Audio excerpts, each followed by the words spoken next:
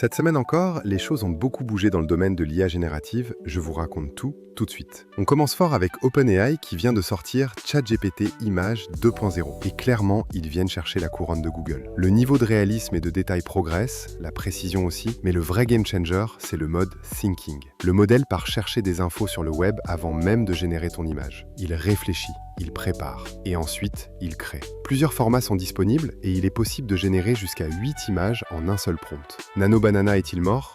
Non, mais son hégémonie est sérieusement menacée. N'oubliez pas, ma prochaine session de formation CPF aura lieu à Paris le 28 mai prochain. Contactez-moi pour plus d'infos. Kling vient de franchir une ligne que personne n'avait encore franchie. C'est le premier modèle de génération vidéo IA à produire de la 4K native. Le résultat est plus qualitatif que l'upscaling. Cette fonctionnalité est désormais disponible pour tous. Voici l'info qui a fait trembler la Silicon Valley. Anthropic lance Claude Design. L'idée est simple. Tu parles à Claude et il te crée des slides, des graphiques animés, des prototypes d'appli, des one-pagers. Tu itères, tu affines, tout ça en conversation naturelle. Le résultat est tellement propre que le jour de la sortie, l'action Figma a chuté en bourse. Agen sort Instant Highlights V2. Vous uploadez une longue vidéo et l'IA repère automatiquement vos meilleurs moments. Mais ce qui rend cet outil vraiment puissant, c'est tout ce qu'il y a autour. Face tracking, gestion multi-intervenants, sous-titres automatiques, traduction en plus de 175 langues et montée possible jusqu'en 4K. Vous cherchez un moment précis dans votre vidéo, vous tapez un prompt et il le trouve.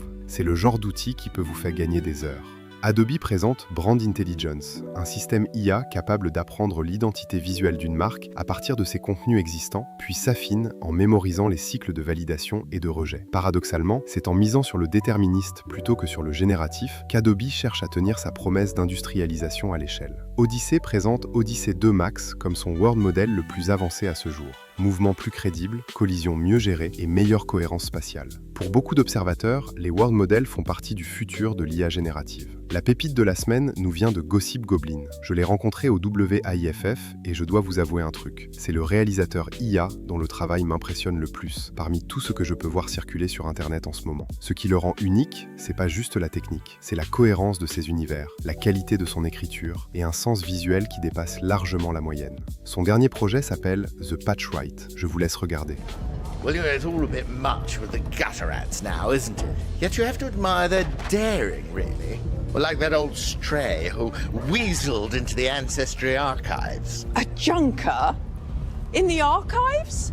Yes, tried to source a fresh stem to call his own. Anything to avoid paying for premium substrate, I suppose. Whatever the case, I'm sure Torvald's dogs will scrap him before the... Voilà, c'est tout pour cette édition. Moi, je vous dis à la semaine prochaine.